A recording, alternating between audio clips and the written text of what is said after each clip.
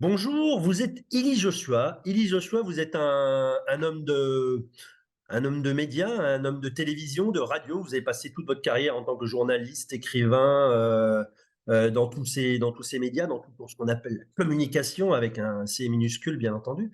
Et puis là, vous êtes mis à la communication avec un C majuscule, c'est-à-dire que vous avez écrit un livre.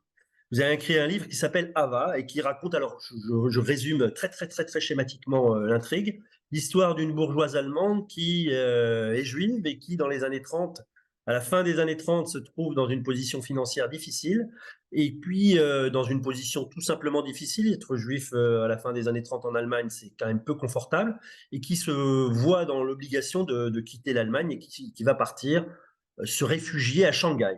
Hein, j'ai résumé?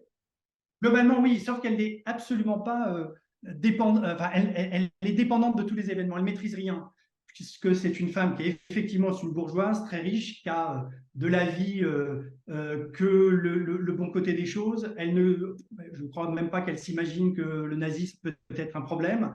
Et c'est la conséquence de tout ce qui lui arrive qui fait que elle est obligée, à un moment donné, puisque son mari l'a un petit peu spolié, son deuxième mari, de trouver un refuge à Shanghai. Shanghai, ville où les Juifs pouvaient aller sans passeport ni visa. Alors oui, on connaît mal on connaît mal cette partie, mais c'est vous qui me l'avez appris, il y a pas mal de Juifs qui sont partis se réfugier en Chine au début de la Deuxième Guerre mondiale. Globalement, on dit qu'il y a entre 20 et 30 000 Juifs.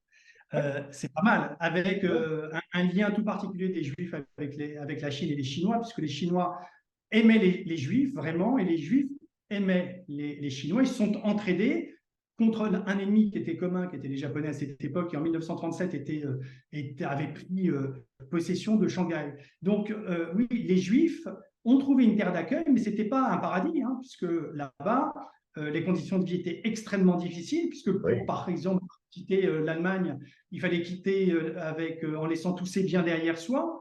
Il fallait éventuellement, je crois que c'était sans Reichsmark, et puis après, direction l'inconnu. Et l'inconnu, c'était des conditions terribles, notamment sanitaires, des lieux de vie plutôt précaires.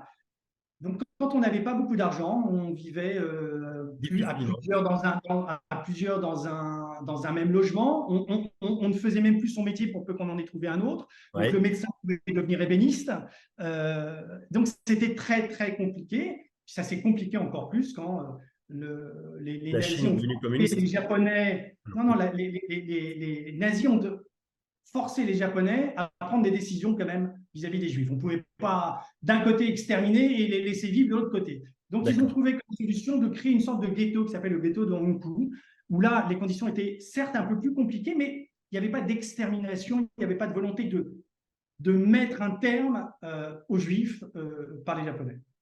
Et donc ce roman, vous allez venir à Lisbonne nous le présenter dans le cadre des rencontres littéraires de l'Alliance française, mercredi 14 à 18h. C'est votre premier roman? C'est votre première rencontre avec des lecteurs ou?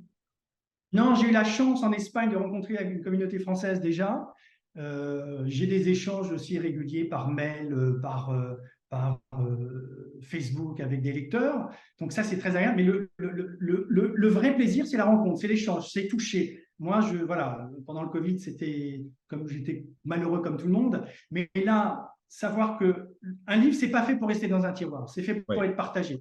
Donc venir découvrir en plus une autre communauté, la communauté française. Moi, je connaissais la communauté des Portugal vivant en France, donc je suis content de venir au Portugal, faire le sens inverse, je trouve ça très bien, et rencontrer des Français qui vivent, je crois, très agréablement au Portugal, comme nous en Espagne. Eh bien, rendez-vous mercredi 14 juin, 18h à l'Alliance française, avec Élie Joshua, auteur de Ava. On pourra acheter le livre sur place pour ceux qui ne l'ont pas encore lu et on pourra vous poser toutes les questions qui nous passent par la tête concernant votre livre, l'écriture, le métier et tous les efforts. L'envers du décor, et si je peux me permettre, je serai aussi à Faro le 16. Ah, bah parfait. Merci Voilà, donc beaucoup, Lisbonne le Élie. 14 et Faro le Le 16. 14, Faro le Voilà, 16. Une vraie tournée, une vraie tournée. n'en parlons pas.